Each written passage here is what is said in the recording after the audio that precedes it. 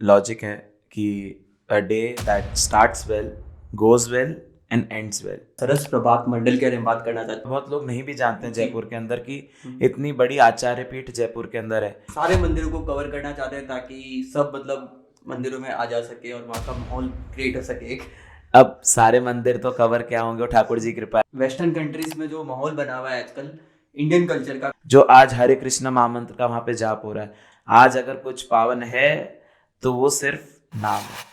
आपके अकॉर्डिंग क्या संकीर्तन एक मेडिटेशन है? आप नाम लेने के माध्यम से अगर आधे घंटे बैठ रहे हैं तो मेडिटेशन से ऊपर ही है वो चीज। तो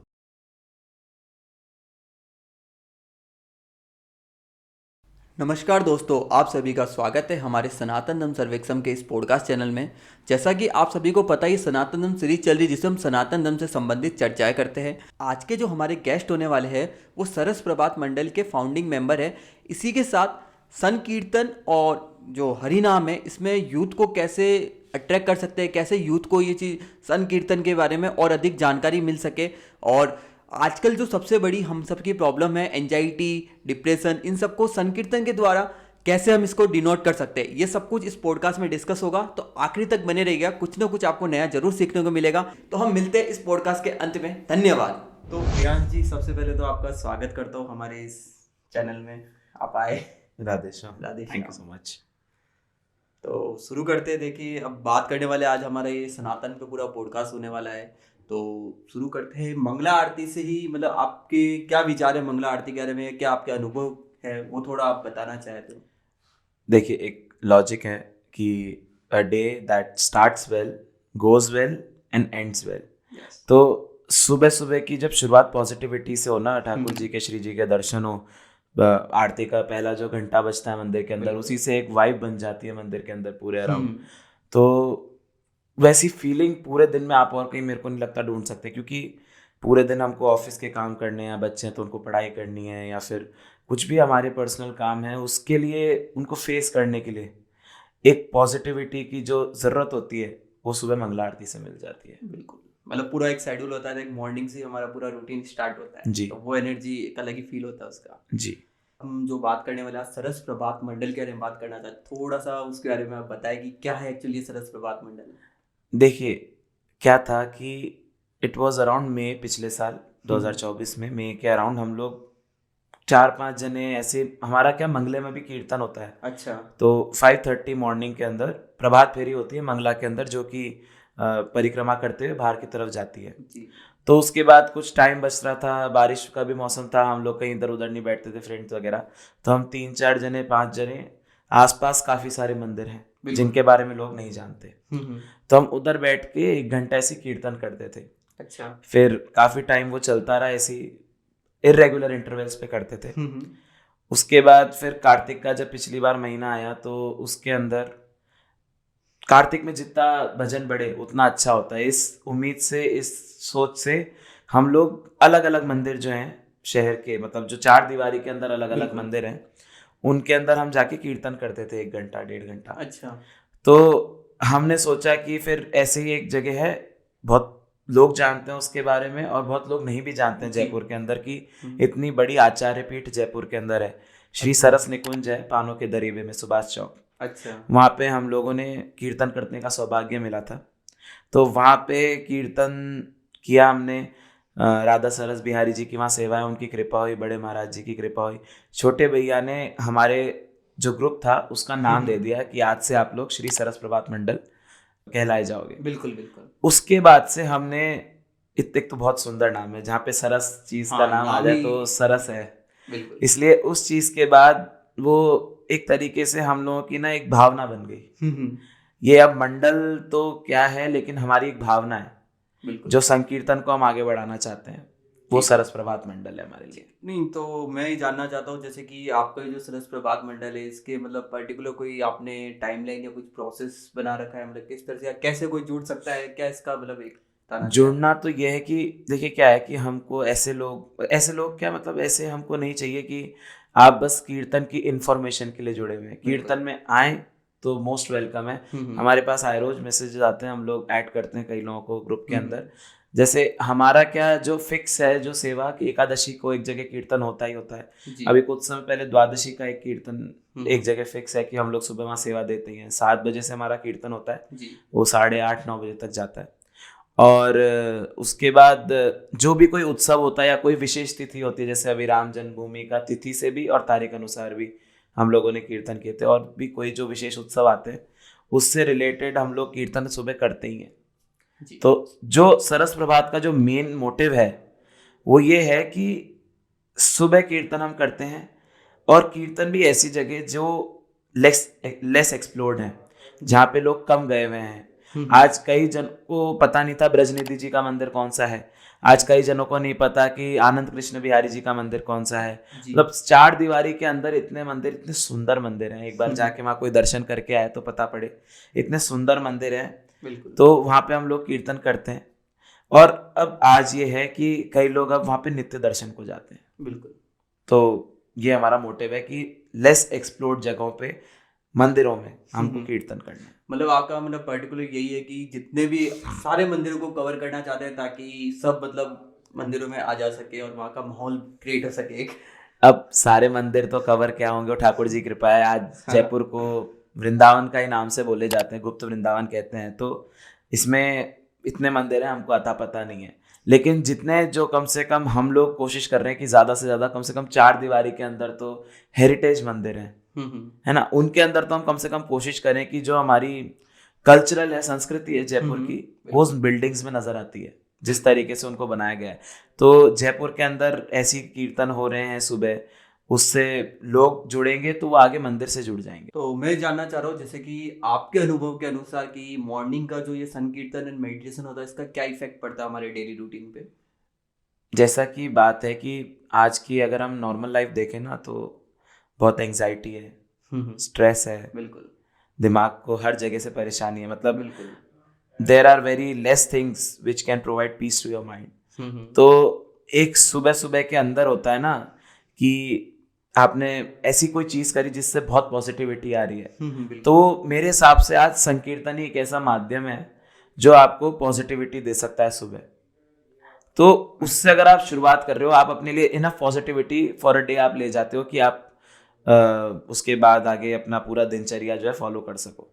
तो सबसे बड़ी बात तो यही पॉजिटिविटी। उसके बाद वाइब अगर हमारा थोड़ा भी मन लग रहा है भगवान में, तो वो वाइब मिलने लग जाती है। फिर वो एक गिव एंड टेक का रिलेशन चलता है भगवान के साथ। बिल्कुल। तो मैं आपसे ये जानना चाहता जैसा कि आजकल का यूथ है वो मॉडर्न कल्चर में ज़्यादा इंटरेक्ट है, जैसे कि क्लबिंग, पार्टिंग एंड वो उसको ज़्यादा इंजॉयमेंट समझता है। तो उस संदर्भ में आप क्या कहना चाहेंगे? देखिए, मेरा मानना क्या है कि modernisation to a certain extent is okay, but दोनों को अगर मतलब साथ लेके चला जाए ना, तो शायद हो सकता है उस मॉडर्नाइजेशन के अंदर जो मॉडर्न कल्चर है ना, उसको फॉलो करने का भी आपका तरीका बदल जाए। आज ऐसा नहीं है हम बाहर नहीं जाते फ्रेंड्स के साथ, हम भी बाहर जाते फ्रेंड्स के साथ, हमारी बातचीत होती है, लेकिन वो चर्चा के विषय अलग हो जाते हैं। आज हमारा एक स्पेसिफिक टाइम है जो कि हम इस चीज़ को देते हैं, डिवोशन को देते हैं। उससे हम बाकी चीज़ों के लिए आज हम कहीं बाहर जा रहे हैं, उसको हमारा देखने का तरीका और अच्छा हो जाता है। एक सर्टेन एक्सटेंट तक मॉडर्नाइजेशन करना चाहिए, बट देन एक स्पेसिफिक टाइम हमारे जो भारतीय संस्कृति है या डिवोशन है, स्पिरिचुअलिटी है, उसको दे देना चाहिए। उससे जो मॉडर्न कल्चर है उसको ज़्यादा अच्छे से अपना पाएंगे। बिल्कुल। वेस्टर्न कंट्रीज में जो माहौल बना हुआ है आजकल इंडियन कल्चर का, काफ़ी भक्ति का माहौल देखो तो बढ़ रहा है। तो इस संदर्भ में आप मतलब क्या मतलब बताना चाहे थोड़ा? देखिए, ये जो शुरुआत हुई है, ये श्रीमन कृष्ण चैतन्य महाप्रभु और नित्यानंद महाप्रभु की प्रेरणा से श्रीला प्रभुपाद जो कि फाउंडर हैं इस्कॉन सोसाइटी के, ये इसका मेन क्रेडिट तो उन्हीं को जाता है कि जो बहुत ही विपरीत कंडीशंस के बावजूद बाहर गए, बाहर हरिनाम प्रचार किया है। और ऐसा नहीं है कि एक कहते हैं ना, कोई भी मोमेंट को लाने के लिए बहुत चीज़ें सहनी पड़ती हैं, बहुत चीज़ों से गुजरना पड़ता है। तो ये क्रेडिट उन्हीं का है कि जो आज बाहर के जितने भी देश हैं उनके अंदर अगर हरिनाम संकीर्तन की चर्चा है, तो उसका मेन क्रेडिट श्री प्रभुपाद को इस्कॉन सोसाइटी के थ्रू जाता है, जो आज हरे कृष्ण महामंत्र का वहाँ पे जाप हो रहा है। आपने देखा होगा आज इंडिया में भी, इंडिया की बात क्या करें, गोविंद देव जी के अंदर हम लोग जाते हैं, वहाँ पे मंगला से लेके शयन तक कई फॉरेनर्स आते हैं, वैष्णव तिलक धारण करके होते हैं, उनके हाथ में माला झोली होती है, वो नाम जप कर रहे होते हैं। फॉरेनर्स काफी अट्रैक्ट हो रहे हैं मतलब सनातन की ओर। उसके लिए उनको वो चीज़ अट्रैक्ट कर रही है, उनको पसंद आ रहा है, वो वाइब मैच कर रही है उनकी उसके साथ। कई कंट्रीज के अंदर बहुत चेंज है आज। इस्कॉन मुश्किल ही ऐसी कोई कंट्री होगी जहाँ पे शायद इस्कॉन का टेम्पल ना हो, और वहाँ से कई लोग जुड़े हुए हैं। बिल्कुल जुड़ रहे हैं और काफी इसको मतलब कर रहे हैं, इसका प्रचार अच्छे से हो रहा है मतलब सनातन का। बिल्कुल। ठीक है, तो क्या यूथ आपको लगता है कि जागृत है इन सब चीजों को लेकर? देखिए, अब वही है कि दो सोसाइटीज आ जाती हैं इसके हाँ। अंदर। एक जो है वो बिल्कुल, जो आप मॉडर्न कल्चर कह रहे हो ना, उसके एक्सटेंट पे है। बिल्कुल। आज हम लोग गोविंद देव जी जाते हैं और हमारे भी कीर्तन होते हैं। आप मंगला के दौरान आएंगे तो आप ये पाएंगे कि जो 35 से ऊपर का एज ग्रुप है ना, वो सिर्फ 30% है मंदिर के अंदर। अच्छा। जो उससे कम का है, जो यूथ जिसको हम कहते हैं, वो 70% वहाँ पे मंदिर के अंदर है। और वो भी नहीं कि सिर्फ दर्शन के लिए आ रहे हैं, वहाँ पे अपना वो नाम जप कर रहे हैं, बिल्कुल। वहाँ पे वो दर्शन के लिए आ रहे हैं। मैं कईयों को भाव में देखता हूँ कि मतलब ठाकुर जी श्री जी के दर्शन होते हैं और भाव आ जाता है, आंसू निकलने लगते हैं आंखों से। तो यूथ ऐसा नहीं कहेंगे कि, जो कम से कम जयपुर की मैं बात कहूँ तो ऐसा नहीं है कि यूथ भक्ति में नहीं है। ऐसा ही आज आप श्याम बाबा के जाएंगे खाटू में, तो वहाँ पे यूथ की आप देखेंगे कैसी भीड़ है, लोग जयकारे लगाते हुए जा रहे हैं पैदल यात्राओं में, यूथ ही तो जा रहा है। आज आपको लगता है 50 साल के ऊपर कितने जने पैदल यात्रा कर सकते हैं रिंगस से खाटू की? अभी तो चालू होने वाले मेले। नहीं बिल्कुल हो गए, मतलब फाक का तो स्टार्ट हो गया है। और मैं यहाँ तक बताऊं आपको, कई तो जो संकीर्तन की महिमा है ना, आज मंगला में आने वाले जो सिर्फ दर्शन के लिए रुकते थे, एक आध बार वो प्रभात फेरी का हिस्सा बने, आज कई लोग ऐसे हैं जो सिर्फ कीर्तन के लिए, वो प्रभात फेरी के कीर्तन के लिए मंगला दर्शन को आ रहे हैं। बिल्कुल। कि वो प्रभात फेरी का हम कीर्तन कर सके, वो भी 1 घंटे की होती है, 6:30 बजे तक। आपके मंडल या किसी और प्लेटफॉर्म पर कोई ऐसा यंग डेवोटीज है क्या जो संकीर्तन से इंस्पायर होकर उन्होंने अपनी लाइफ को ट्रांसफॉर्मेशन किया है? जैसा कि मैंने आपको बताया है कि जो कीर्तन होता है हमारा मंगला प्रभात फेरी का, जो राधा गोविंद कृपा प्रभात फेरी मंडल है हमारा, जो मंगला कीर्तन करता है, और उसके बाद हमारे 7 बजे से कई दिन सरस प्रभात के कीर्तन होते हैं, उसके अंदर यूथ ही है जो पार्ट ले रहा है। अच्छा। आज ट्रांसफॉर्म तो ऐसे कि मतलब मेंटली और फिजिकली अपने आप को, मतलब आप कीर्तन का कभी माहौल देखेंगे ना, जो भी लिसनर्स हैं कीर्तन का माहौल देखेंगे, वो ऐसा है कि नाच रहे हैं वहाँ लोग, उनको सुध नहीं है आसपास क्या हो रहा है, वहाँ पे बस हरि नाम चल रहा है, कीर्तन हो रहा है, और वो लोग नाच रहे हैं। और नाच भी ऐसा नहीं कूद रहे हैं, मतलब एक फिजिकल जो मैं कह रहा हूँ मंगला कीर्तन के अंदर आके आनंद ले रहा है ना, उसको जिम और कहीं जाने की जरूरत नहीं है। वहीं उसका पूरा सुबह ऐसा जिम होगा कि शर्ट निचोड़ो पूरा स्वेट आए, इतना वहाँ पे नाचते हैं। उसके बाद हमारे कीर्तन होते हैं, उसके अंदर भी ये हाल है, सब यूथ इतना अच्छे से पार्टिसिपेट कर रहा है उस चीज के अंदर। बिल्कुल, फिजिकल एक्सरसाइज और पूरा मतलब एक उनका रूटीन बन जाता है उससे, और माइंड तो पूरा सेटल होता ही है। बिल्कुल। क्या डिजिटल प्लेटफॉर्म्स संकीर्तन और भक्ति के मैसेज को ग्लोबल लेवल तक कुछ कहना चाहेंगे इस बारे में आप? देखिए, डिजिटल प्लेटफॉर्म एक बून और बेन है, ये कई सालों से डिबेट का टॉपिक रहा है। मैं भी, सही बात तो ये है कि दोनों ही चीज़ें हैं। आज जो भीड़ कहना ही सही है, जो दर्शनार्थी आ रहे हैं मंदिर के अंदर, वो कहीं ना कहीं डिजिटल प्लेटफॉर्म से प्रभावित होके आ रहे हैं। आज जयपुर की बात करें, चाहे वृंदावन की बात करें, आज कई ऐसे बड़े मंदिर हैं जहाँ पे 1 आध साल पहले तक मुश्किल ही मेरे को लगता है कि कोई दर्शनार्थी शायद दर्शन को जाता हो। वृंदावन का ये था कि वृंदावन गया है व्यक्ति, बांके बिहारी जी के दर्शन करे, वापस अपने देश को। तो आज जो है वो इतना बढ़ गया है, बाकी मंदिरों की जो लोग हैं वहाँ पे वो वीडियोस डालते हैं, वो इतने लोगों को पसंद आ रहे हैं कि आज आप देखिए कि कई मंदिरों में, वृंदावन में होली के, अगर आप अभी समय जाएंगे, अभी जैसे होली का टाइम चल रहा है, तो अगर उस समय आप जाओगे तो जगह नहीं है पैर रखने को, इतनी वहाँ पे हर मंदिर के अंदर भीड़ है। वो भीड़ अच्छी है क्योंकि आपका कर्म कट रहा है ठाकुर जी श्री जी के दर्शन करके। वहाँ पे कई दोनों बातें हैं, कई लोग सिर्फ प्रदर्शन के लिए आ रहे हैं, बहुत कम लोग दर्शन के लिए आ रहे हैं। लेकिन मेरा मानना क्या है, प्रदर्शन के भी माध्यम से कम ठाकुर जी श्री जी के दर्शन हो रहे हैं, वो अपने आप प्रेरणा देके वो प्रदर्शन को दर्शन में बदल देंगे। बिल्कुल। आज कीर्तन की भी इतनी वो चल रही है, आज हमको कैसे पता पड़ रहा है कि वेस्टर्न कंट्रीज के अंदर इतना बढ़ रहा है। आज आप देखेंगे अधिकतर जो कीर्तनिया है वो फॉरेनर्स हैं, फॉरेनर्स कितना सुंदर कीर्तन करते हैं। तो वो चीज़ें हमारे इंडियंस को भी जब दिखाई देती है तो मेरे हिसाब से कहीं ना कहीं वो प्रभावित होते हैं, वो इंस्पायर होते हैं, मोटिवेट होते हैं कि हमको भी जुड़ना चाहिए जब बाहर के लोग जुड़ सकते हैं तो। और मैंने देखा है कि जुड़ने के बाद लोगों ने कंटिन्यू ही किया उसको। बिल्कुल, मतलब एक प्रॉपर क्या है, एक एनवायरनमेंट बन जाता है पूरा सनातन माहौल का। कई लोग ऐसे भी है, मैं जैसे बून बोला बेन भी ये है कि अब कई लोग क्या है कि ठाकुर जी श्री जी के माध्यम से अच्छे पेजेस चल रहे हैं, उसके बाद कोलैबोरेशंस के माध्यम से पैसा कमा रहे हैं। बिल्कुल। लेकिन आज भी मैं कई ऐसे जानता हूँ, गोविंद देव जी के ही पेज ले लीजिए या फिर बाकी पेजेस ले लीजिए, वो सिर्फ अपने जो सेवा कर रहे हैं वो सेवा भाव से चल रहे हैं। अच्छा, आपने संकीर्तन के बारे में इतना कुछ बताया, तो मैं ही जानना चाह रहा हूँ, हरि नाम संकीर्तन का एक भक्त के जीवन में क्या इम्पैक्ट पड़ता है? देखिए, मैं तो ये कहूँगा कि कोई व्यक्ति जो भक्ति मार्ग में चलने की कोशिश कर रहा है, वो भक्त तो एक बहुत बड़ा शब्द है। हम लोग अभी अपनी बात जैसे करूँ, अभी भक्त मैं खुद को कह ही नहीं सकता हूँ, अभी हम फॉलोअर हैं। हम लोग उसमें कोशिश कर रहे हैं बढ़ने की आगे। भक्त अगर बनना है तो जितना हरि नाम, मतलब जितना नाम जब ज्यादा है ना हरि नाम का, उतना ही भक्त बनने में आसानी होगी, उतना भक्त बनने के लेवल तक पहुंच पाएंगे। ठीक है, तो जो ये हरि नाम है, ये आपके अकॉर्डिंग एक नॉर्मल प्रैक्टिस है या फिर हायर कॉलिंग है? देखिए, हरि नाम जैसे क्या एक कॉमन वर्ड बना दिए, कॉमन वर्ड है, इसमें कुछ भी अपने पसंद का राधा नाम जप सकते हैं, हरे कृष्ण महामंत्र जप सकते हैं, राम नाम जप सकते हैं, जो नाम पसंद है वो जपते हैं। ये एक नॉर्मल प्रैक्टिस है जो कि अगर हायर कॉलिंग पे चला जाए तब आप भक्त कहलाओगे। बिल्कुल। क्या हरि नाम के उच्चारण से स्पिरिचुअल कुछ रिलेशन? जैसे आज भक्ति के अंदर अगर हम सबसे बड़ी बात कुछ बोले ना कि एकाग्र चित्त होना जरूरी है। बिल्कुल। एकाग्र बनेंगे कैसे?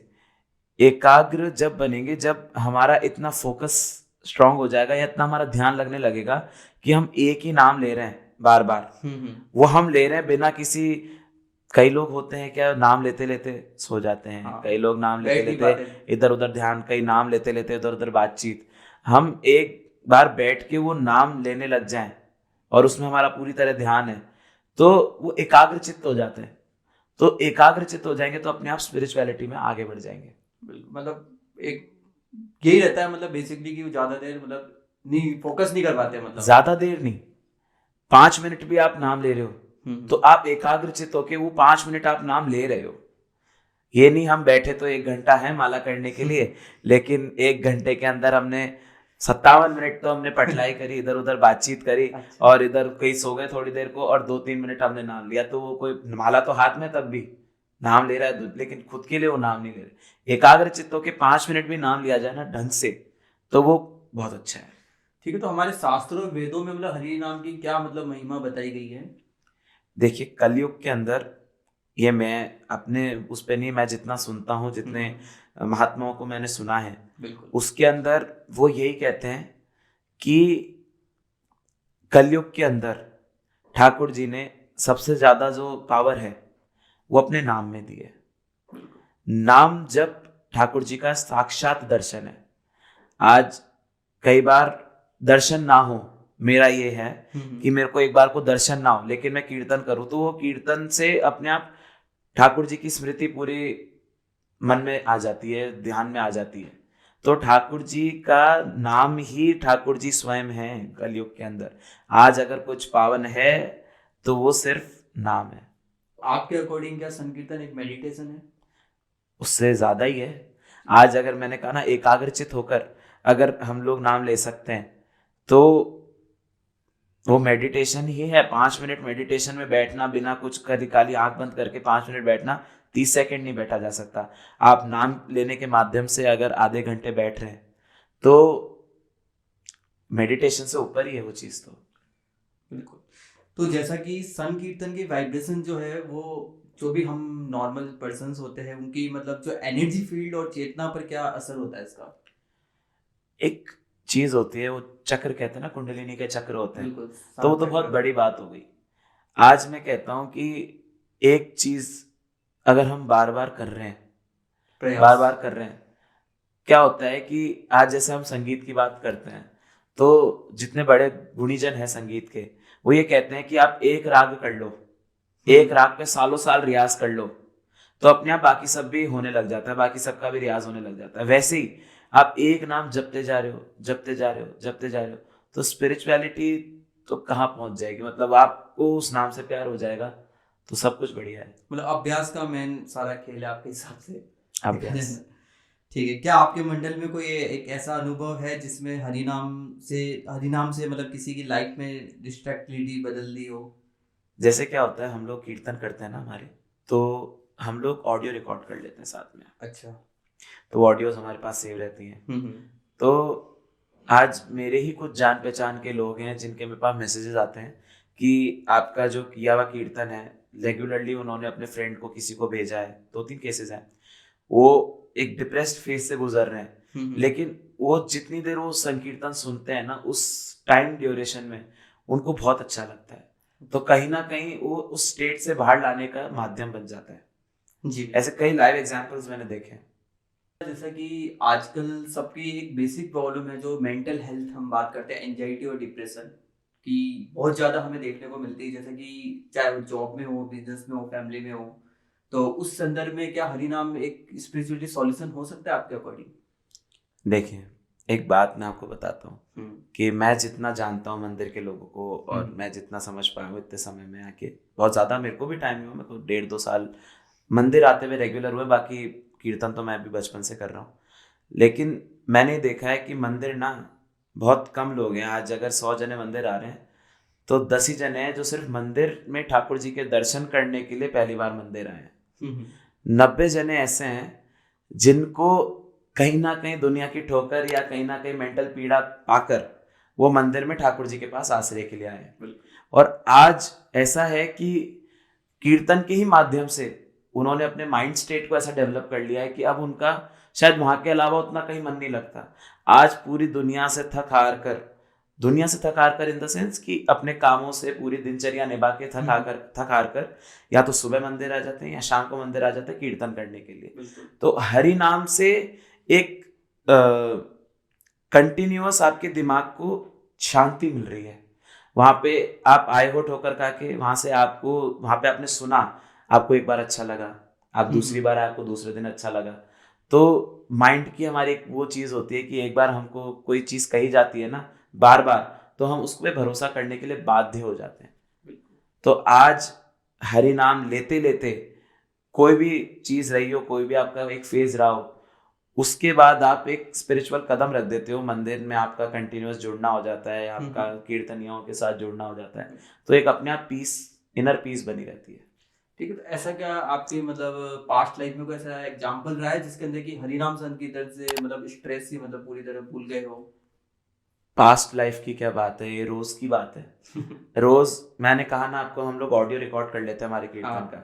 तो मेरा ये होता ही है कि मैं या तो कहीं ड्राइव कर रहा हूँ, कार ड्राइव कर रहा हूँ, या फिर पूरे दिन काम करके जो होता है ना, एक दिमाग भारी, सर भारी हो जाता है, तो वो 20-25 मिनट अपना, या फिर मेरे कई ऐसे पसंद के कीर्तनियाँ हैं जो यूट्यूब पे जिनके कीर्तन अवेलेबल हैं, तो उनको सुन के ना, एक वो जो चैन की नींद जिसको कहते हैं ना, वो पाने का एक आसान तरीका है कि भाई हाँ, दिन भर हमने पूरे दिन काम करके अपने जो पसंद का कीर्तन है कुछ है, ऐसा नहीं है मैं गाने नहीं सुनता, मैं गाने भी सुनता हूँ कई बार, लेकिन अब मोस्ट ऑफ द टाइम्स वो ये हो गया कि मैं कीर्तन सुनना प्रेफर करता हूँ, उससे और अच्छी नींद आती है, वो ज़्यादा इम्पैक्ट करता है, ज़्यादा इम्पैक्ट करता है। बिल्कुल। जैसे कि हम आजकल ट्रेवल करते हैं, इसमें 2 तरह के मतलब होते हैं, एक सोलो ट्रिप होती है और एक ग्रुप ट्रिप होती है। तो उसी प्रकार अगर इसको हम संकीर्तन से जोड़ते हैं, तो उस संदर्भ में आप क्या कहना चाहेंगे कि एक तो सोलो संकीर्तन करना ज़्यादा इम्पैक्टफुल रहता है या फिर ग्रुप संकीर्तन करना ज़्यादा इम्पैक्टफुल रहेगा? मैं कहूँगा कि जो सोलो संकीर्तन है, हाँ। वो आत्मरंजन के लिए। अच्छा। आप उसको, जब आप अकेले एकांत में बैठ के या तो कीर्तन कर रहे हैं या नाम जप कर रहे हैं, तो आपको पता पड़ता है कि हम कितना आगे बढ़ पा रहे हैं, क्या कमियां हैं, आप उसको एनालाइज कर सकते हैं। और एक टाइम के बाद अगर आपका सोलो कह रहा हूँ मैं, एकांतिक कीर्तन अगर आपका बढ़ जाता है, तो उसके अंदर ना फिर आपको एक समय बाद वो वही अच्छा लगता है ना। ग्रुप के अंदर आत्मरंजन है और मनोरंजन भी है। बिल्कुल। दोनों चीजें हैं। आज वही बात हो गई, आज गा तो मैं अकेले घर पे बैठ के भी सकता हूँ ना, लेकिन आज मैं किसी जैमिंग में जा रहा हूँ जहाँ पे सारे 8-10 जने मिलके बॉलीवुड सॉन्ग्स गा रहे हैं, या फिर मैं किसी कॉन्सर्ट में जा रहा हूँ, तो वहां जाने का मेरा क्या, मनोरंजन का जो चीज है वो एक ग्रुप में जब कीर्तनिया सारे बैठ के कीर्तन करते हैं, देखिए आज एक जना बोलेगा तो सामने तक आवाज पहुंचेगी, बिल्कुल। आज 10 जने बोलेंगे उससे और बहुत दूर तक आवाज पहुंचेगी। तो जब एक नाम में बहुत पॉजिटिविटी है, बिल्कुल। तो जब 10 जने मिलके वो नाम लेते हैं तो वो एक ऐसा पॉजिटिव एटमॉस्फेयर बन जाता है कि उससे बाहर जाने का मन नहीं करता। सोलो या एकांत जिसको हम कहते हैं, एकांत कीर्तन या एकांत नाम जप में हम खुद के अंदर का पहचान पाते हैं कि हम कितना उसके अंदर बढ़ रहे हैं, कितना नहीं बढ़ रहे हैं। अब सोलो कई तरीके हो सकता है, या तो आप एकदम एक आसन लगा के अपने नाम जप कर रहे हैं बैठ के। हमारा तो क्या होता है, हम एक्टिवा चला के कहीं जा रहे हैं, उसके अंदर भी हम गाते हुए चलते हैं। बिल्कुल। तो अलग अलग तरीके हैं इसके। तो क्या मतलब आप हरिनाम संकीर्तन का कुछ साइंटिफिक इम्पैक्ट भी मतलब आपके अकॉर्डिंग लगता है कुछ? साइंटिफिक इम्पैक्ट तो एज इन यही है मेन, तो कि जैसे मैंने कहा कि हम एक चीज को सुनते हैं, बार बार सुनते हैं, तो हम उस पर भरोसा और बिलीव करने लग जाते हैं। यहाँ तो साक्षात ठाकुर जी श्री जी हैं, आप गोविंद नाम, राधा नाम, कृष्ण नाम, राम नाम, आप वो बार बार बार बार बार बार सुनोगे ना, तो आपको एक डिवाइन एनर्जी से कनेक्ट होने लगेगा कि एक टाइम के बाद आप बस नाम ले रहे हो, नाम संकीर्तन कर रहे हो, और आपको लगेगा कि बातचीत हो रही है, आपका कनेक्ट बैठ रहा है ऊपर से, कनेक्टिविटी मतलब हो रही है आज क्योंकि फील करने लगे। नाम जब करते समय या नाम संकीर्तन के दौरान मैंने कई लोग देखे हैं जो इतने भाव विभोर हो जाते हैं कीर्तन के अंदर, वो बिना किसी कांटेक्ट के पॉसिबल नहीं है। बिल्कुल। भाव का कांटेक्ट जो बनता है। आपके हिसाब से म्यूजिक एक स्पिरिचुअल एनर्जी से कनेक्ट हो सकता है? म्यूजिक खुद ही स्पिरिचुअल एनर्जी है। अच्छा। आज जो संगीत का सा है वो ब्रह्मनाद ओम का स्वरूप है, वहीं से ही सारा म्यूजिक निकला है। आज हम कोई भी संकीर्तन कर रहे हैं, कीर्तन कर रहे हैं, वो म्यूजिक से ही निकल रहा है। म्यूजिक की अलग अलग तरीके की फॉर्म्स हैं, उसी में एक ये फॉर्म है जिसमें सारी संकीर्तन के सब स्वरबद्ध है, लयबद्ध है, उससे एक अलग एनर्जी मिलती है उसके अंदर। आज की तारीख में अगर कोई शुद्धता बची है, अगर सही तरीके से सुर लगाया जाए तो उससे शुद्ध आज कुछ है ही नहीं। नाम है, उसके बाद संगीत का सुर अगर सही तरीके से लगाया जाए तो उससे शुद्ध कुछ है ही नहीं। कहते हैं ना, अंदर की तार, उसको छूने का असली जरिया संगीत से आता है। ठीक। तो मतलब आपको क्या लगता है कि भक्ति संगीत और जो क्लासिकल म्यूजिक इनके बीच कोई कनेक्शन है? देखिए, जो संगीत भक्ति का है वो अलग अलग प्रकार है। आज पद गायन होता है, समाज गायन होता है, नाम संकीर्तन होते हैं, भजन संध्याएं होती हैं, तो सवैया गायन होता है, बहुत सारी चीजें हैं इसके अंदर। तो ये देखिए कि ठाकुर जी की सेवा, जो अष्टयाम सेवा है, उसके अंदर जो पद गाए जाते हैं उनकी भी राग निर्धारित है उस समय के हिसाब से, उस क्रिया के हिसाब से। तो भक्ति संगीत, शास्त्रीय संगीत कहने को दो चीज कह सकते हैं, लेकिन बहुत गूढ़ता से अगर देखा जाए तो बिना शास्त्रीय संगीत की जो राग है वो सब ठाकुर जी की और देवी देवताओं की लीलाओं से ही वो रागें आई हैं। बिल्कुल। राग रागिनियां उत्पन्न हुई हैं। ठाकुर जी की किसी भी समय जो सेवा चल रही है उसके राग निर्धारित हैं, उन्हीं रागों में उनको गाया जाता है। तो बहुत कनेक्शन, तो क्या बोले, एक ही चीज है दोनों। बिल्कुल। तो क्या संकीर्तन की मेलोडी और रिदम का भगवान से कनेक्ट होने का कोई रोल है? जैसे क्या होता है कि हम लोग कीर्तन करते हैं, बैठते हैं, तो शुरुआत में ही तो एकदम नाच कूद नहीं करते, उसको बनाते हैं कि जो जितने भी भक्तजन बैठे हैं वो कनेक्ट कर सकें। आज एकदम धीरे से चालू होता है और एक पेस पकड़ता है धीरे धीरे, उससे अंदर क्या होता है, वो धीरे धीरे अपने अंदर एनर्जी आती रहती है। आज मैं जो कह रहा था अभी आपको थोड़ी देर पहले बात, कि जो हम डांस करते हैं वो फिजिकल प्रैक्टिस होती है, और जो भाव निकलते हैं उस दौरान वो यही है कि वो एक स्लो से धीरे धीरे बढ़ता जाता है। रिदम किस चीज में नहीं है? आज दिल धड़क रहा है, रिदम है, हम चल रहे हैं, रिदम है। रिदम के बिना तो सब गया, कुछ भी नहीं बचेगा। तो रिदम बनती जाती है, एक धीरे से जब तेज तक जाते हैं ना, तो वो अपने आप हाथ ऐसे ऊपर खड़े होके नृत्य निकलता है, भाव निकलता है। नृत्य नहीं है वो भाव है जो इंसान के अंदर से आ रहा है। उस समय फिर ये नहीं देखता मैं कितना अच्छा डांस कर रहा हूँ, मैं कितना बुरा डांस कर रहा हूँ, मैं डांस करता अच्छा लग रहा हूँ या नहीं, या डांस करते बहुत अच्छा लग रहा हूँ, उस समय नहीं सोचता इंसान। उस समय बस ये सोचता है कि भाई वो अंदर से अपने आप आ रहा है और वो फिर मग्न है उसके अंदर। मतलब जो भाव प्रकट हो रहा है उसका एक तरह से। बिल्कुल। ठीक है। तो आपको क्या लगता है म्यूजिक के बिना संकीर्तन पावरफुल हो सकता है? देखिए, संगीत के माध्यम से अगर नाम जप किया जाए ना, तो हम उस स्टेज पे पहुंच सकते हैं कि जहाँ पे बिना म्यूजिक के भी हमको नाम जप अच्छा लगे। आज जो हम माला जोली के साथ जो नाम जप करते हैं, वो लयबद्ध नहीं होता अक्सर। मैं तो जितनों को देखा है, वो लयबद्ध नहीं होता, वो सिर्फ नाम जप होता है। उस एकाग्रता तक पहुंचने के लिए, मैं कहूँ एकाग्रता भी दूर की बात है, उस तक पहुंचने के लिए, नाम लेने तक पहुंचने के लिए अगर आप म्यूजिक को एक सहारा लेके चल रहे हो, तो बहुत अच्छा है कि आपको उससे प्रेम होने लगेगा। संकीर्तन के माध्यम से आपको जो नाम गा रहे हैं उससे प्रेम का कारण बढ़ जाएगा, क्योंकि लोगों को म्यूजिक बहुत पसंद है किसी ना किसी भी तरीके का। तो उसको आज जोड़ के आप गा रहे हो। हम कभी मंदिर आए कोई भी जन, तो देखेंगे कि आज नाम को सिर्फ एक ही तरीके से नहीं गाया जाता।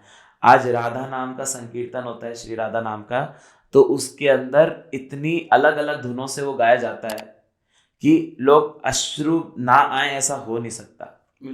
इतना पावर है उसके अंदर।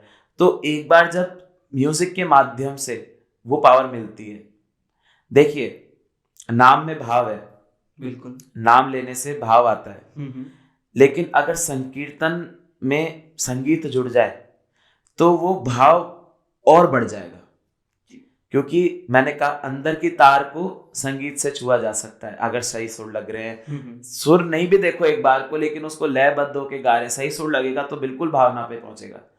तो जितना हम उसको कनेक्ट कर पाएंगे ना दोनों चीजों को, कि संगीत में भी है नाम भी है, दोनों कनेक्टेड है, तो एक स्टेज ऐसी आ जाएगी कि हम बिना संगीत के भी हम नाम जप करने में बहुत कंफर्टेबल रहेंगे, और वो एक बहुत ऊंची स्टेज है। मतलब डायरेक्ट इमोशन टच होता है, आपका कहने का मतलब है। आज किसी चीज को पकड़ने के लिए मेरे को सहारे की जरूरत पड़ रही है, तो उस चीज तक पहुंचने के लिए एक टाइम ऐसा आ जाएगा मुझे कोई सहारा नहीं चाहिएगा।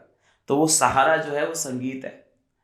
वो संगीत एक समय तक साथ देता है, आगे हमेशा रहेगा, लेकिन हम उस स्टेज पे पहुंच जाएंगे जिसमें हमको बिना संगीत के भी हम नाम जप कर पा रहे हैं। क्या हरिनाम संकीर्तन एक ग्लोबल मूवमेंट बन सकता है जो हर रिलीजन और कल्चर को एक्सेप्ट करे?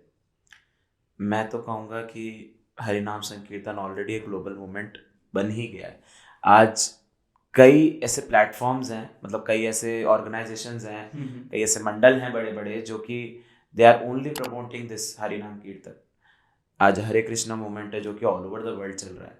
वो लोग काफ़ी सेवा के अंदर इतना प्रभात फेरी निकालना जगह जगह पे, और कीर्तन करना, लोगों तक पहुंचाना अपनी बात को कीर्तन के माध्यम से, it is already a movement जो कि बहुत अच्छे से अभी एक बूम पे है अपने। क्या सोशल मीडिया, यूट्यूब और पॉडकास्ट संकीर्तन को मतलब दुनिया के हर कोने तक ले जाया जाना पॉसिबल है आपके अकॉर्डिंग?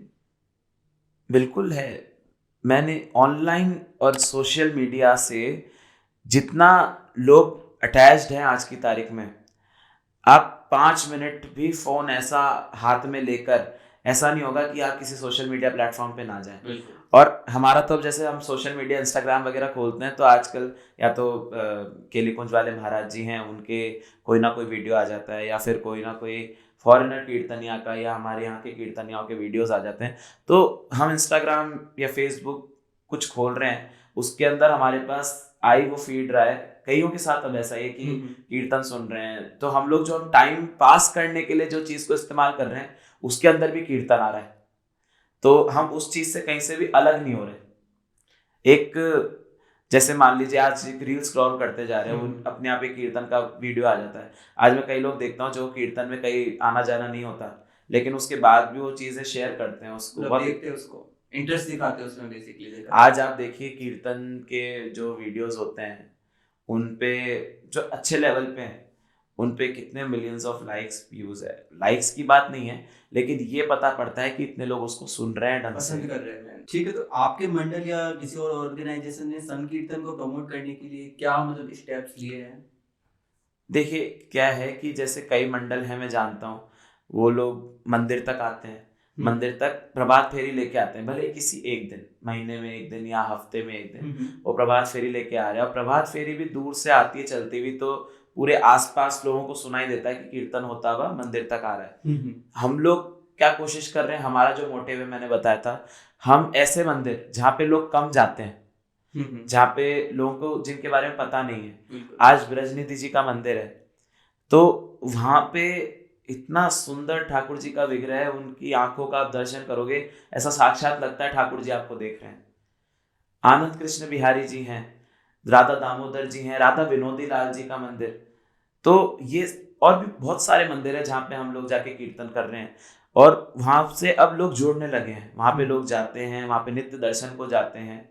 तो कीर्तन के माध्यम से लोग नई चीजें एक्सप्लोर कर रहे हैं। जयपुर शहर के अंदर अंदर इतना सुंदर आर्किटेक्चर के साथ बने हुए मंदिर, एंड एवरी मंदिर हैज इट्स ओन हिस्ट्री। तो वहां पे आप धीरे धीरे जानते हो, आपको पता पड़ता है कि इस कल्चर से हम होके गुजरे हैं और कहाँ हम जा रहे हैं, वो तो फिर अब आगे खुद ही हम डिफाइन कर रहे हैं। बिल्कुल, मतलब सारी हिस्ट्री डिनोट है, मतलब हमारे जयपुर के जितना भी आर्किटेक्चर जो क्रिएट है इस हिसाब से। ठीक है, हरिनाम संकीर्तन को अपनी डेली लाइफ का परमानेंट मतलब पार्ट कैसे बनाने में इम्पैक्टफुल हो सकता है? सबसे जरूरी इसके अंदर है वैष्णव संघ। जी। आज संगति का असर बहुत पड़ता है। वो आपने सुना होगा, एक कबीरदास जी का दुआ है कि संगत कीजिए साधु की, कभी ना निष्फल होए, लोहा पारस परसते सो भी कंचन होए। मतलब संगत अगर साधु की करेंगे तो कभी निष्फल नहीं जाएगी। साधु इन द सेंस ये नहीं कहते कि आप वैराग्य ले लीजिए, ये ले लीजिए, मतलब सब कुछ छोड़ के चले जाइए। गृहस्थ जीवन सबसे बड़ा साधु है, जो आप अपनी फैमिलीज के साथ रिस्पॉन्सिबिलिटीज निभाते हुए आप अगर डिवोशन में, स्पिरिचुअलिटी के अंदर है, तो वो सबसे बड़ी तपस्या है। बिल्कुल। और मतलब एक इंसान के लिए अपने जीवन को नॉर्मली यापित करते हुए आप ठाकुर जी के अंदर ध्यान लगा पा रहे हो, इससे बड़ा अचीवमेंट नहीं हो सकता। बिल्कुल। मतलब एक संगत का इतना असर है। आज हमारे साथ में कई फ्रेंड्स हैं कि जो नहीं जानते इसके बारे में इतना कुछ, लेकिन हमारे वीडियोस देखते हैं, कुछ देखते हैं, तो उनका मन करता है, आगे से मुझे बोलते हैं कि हमको ऐसा कुछ एक्सपीरियंस करना है, या फिर हमको ऐसे किसी चीज़ का पार्ट बनना है एक बार आने के लिए। तो आज एक कीर्तन का हम लोग वीडियो मतलब मैसेज डालते हैं ना कि ऐसे ऐसे कीर्तन होने वाला है, अपने आप लोग आने के लिए उसमें लालायित रहते हैं कि हम लोग उसका पार्ट बने। मतलब हमारा नहीं हो रहा तो कहीं और हो रहा है तो वहां जाते हैं, जुड़ना चाहते हैं, मतलब वो भी एक डेली लाइफ का पार्ट ही ऐसा बन रहा है कि अगर हमारी संगत वैसी है ना। आज भाई क्या होता है, आज हम मंगला करते हैं, तो मंगला में जो हमारे कीर्तन करते हैं आचार्य रजनी जी पांडे, वो एक बात बोलते हैं कि आप हर रोज 5 जनों को मोटिवेट करो कि वो मंगला आए, कीर्तन करें। अच्छा, ऐसी एक चेन बनती जाएगी। बिल्कुल। और आपकी वजह से कितने लोग दर्शन कर लेंगे, उनका नित्य क्रियम बन जाएगा। तो हाथ पकड़ के लेके चलो उनको कि भाई चलो, आज आपको मैं अपनी मंगला ले, आज आप मेरी गाड़ी में, अपनी गाड़ी में लेके चलता हूँ, आप मंगला चलो या आप कीर्तन में चलो। तो ये बहुत असर पड़ता है इसका कि आपको कोई मोटिवेट करे, आप उस चीज को लेके जाओ। आज हम अपनी इतनी नहीं सुनते जितनी हम दूसरों की सुनते हैं कि हो सकता है वैसे ही कह रहा हूँ। तो बहुत फायदे हैं इस चीज के कि आप संगति में रहकर आप अपनी संगत वैसी बनाओ, अपने आसपास का सराउंडिंग वैसा बना लो कि जो वही लोग हैं जिनको ठाकुर जी में ध्यान पड़ता है। तो आपका जो मॉडर्नाइजेशन जो एक अलग एक्सटेंट का है, वो कम होके एक सही दिशा में जाएगा। आपसे मतलब आज संकीर्तन के बारे में और हरिनाम के बारे में जो भी मतलब सनातन की चर्चा हुई, बहुत अच्छा लगा और बहुत कुछ मुझे भी कुछ नया सीखने को मिला है। तो एक रैपिड फायर राउंड करते हैं आपके साथ, जिसमें मैं आपसे क्वेश्चंस करूँगा और आपको फास्ट मतलब उसका जवाब देना पड़ेगा। बिल्कुल। ठीक है, तो सबसे पहला एक वर्ड में संकीर्तन। स्वयं ठाकुर जी, श्री जी। आपका फेवरेट टाइम ऑफ संकीर्तन, मॉर्निंग या नाइट? जब संकीर्तन हो रहा हो। ठीक है, संकीर्तन सोलो या ग्रुप में क्या पसंद करेंगे? डिपेंड्स, कभी सोलो के अंदर मतलब एकांत में, बाकी ग्रुप के अंदर तो आनंद है ही। ठीक है, एक भजन या कीर्तन जो हमेशा आपको अपलिफ्ट करता है? राधा नाम संकीर्तन। अच्छा, सबसे पावरफुल मंत्र जो आपको लगता है? हम लोग रोज बोलते हैं कृष्णाय वासुदेवाय हरे परमात्मने प्रणत क्लेशनाशाय गोविंदाय नमो नमः। एक मॉडर्न तरीका संकीर्तन को ग्लोबली स्प्रेड करने का, जितने अलग अलग तरीके से उसको प्रेजेंट करा जा सके। ठीक है। एक बेनिफिट ऑफ संकीर्तन जो साइंस एक्सप्लेन नहीं कर सकता है। संकीर्तन इज बियॉन्ड साइंस। अच्छा, हरिनाम संकीर्तन भावना इमोशनल है या फिर नॉलेज? भावना। ठीक है। कोई एक पर्सनल एक्सपीरियंस जिसमें संकीर्तन ने आपका माइंडसेट चेंज किया हो?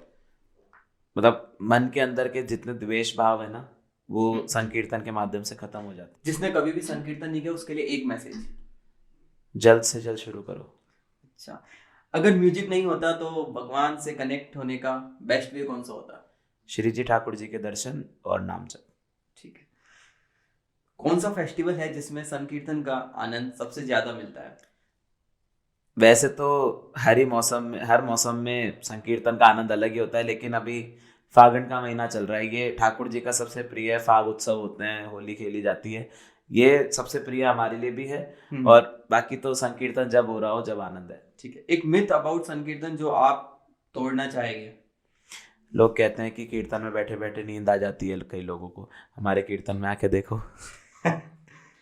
ठीक है, बहुत अच्छा लगा आपसे, मतलब जो भी आज ये पॉडकास्ट में डिस्कस हुआ, तो मतलब एक ऐसा कुछ मैसेज या कुछ एक ऐसी एडवाइस जो आप देना चाहे हमारी ऑडियंस को या जो भी इस पॉडकास्ट को देखे उनके लिए? एडवाइस और किसी भी बात को बोलने के लिए हम बहुत छोटे हैं। आज मैंने आपसे जितनी भी चर्चा की है, इसमें मेरा कुछ भी ज्ञान नहीं है, ये मैंने सुना हुआ है बड़े बड़े महात्माओं से, जिनका दर्शन पाना ठाकुर जी श्री जी के दर्शन पाने के समान है।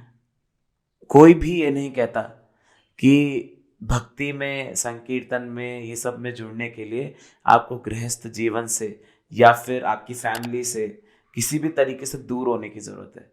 असली भक्ति का या कीर्तन का टेस्ट जब आप अपनी फैमिली में रह करके उसको पूरी तरह से जस्टिफाई करके, फैमिली टाइम को और फैमिली को और फ्रेंड्स को और जितने भी आपकी पर्सनल रिस्पॉन्सिबिलिटीज़ हैं, काम को, जो आपका डेली कर्म है, उसको सेटिस्फाई करके आप संकीर्तन कर रहे हो, आप भक्ति में हो, आप मंदिर जा रहे हो, वो अपनी पर्सनल पीस के लिए, वो असली आगे तरीके से बढ़ना है जी। और संकीर्तन में, भक्ति में किसी प्रकार की द्वेष भावना किसी से ना रख के उस दौरान अपने आप को सिर्फ ठाकुर जी श्री जी को समर्पित करके खो देना है। और जो आनंद फिर होगा ना, वो डिप्रेशन, स्ट्रेस, एंजाइटी 90% तक रिड्यूस हो सकता है। ये मैं पर्सनल एक्सपीरियंस से कह रहा हूँ। वही सबसे बड़ा आजकल चैलेंजेस है लोगों की लाइफ में। जितना मैं ये कहूँगा, जो अभी तक इसमें नहीं आया, ऐसा नहीं होता कि ना एक बार हम जाके आए, ठीक है, थोड़ा पेशेंस चाहिए। जाओ, कुछ समय जमेगा ही जमेगा, मतलब वहां पे मन लगेगा ही लगेगा, फिर आपका वो लाइफ का पार्ट बन जाएगा। बिल्कुल ठीक है। तो इस तरह मतलब बहुत अच्छा लगा आपके साथ, और भविष्य में हम चाहेंगे कि ऐसी चर्चाएं होती रहे आपके साथ। बहुत बहुत धन्यवाद। Thank you so much. ठीक है, धन्यवाद।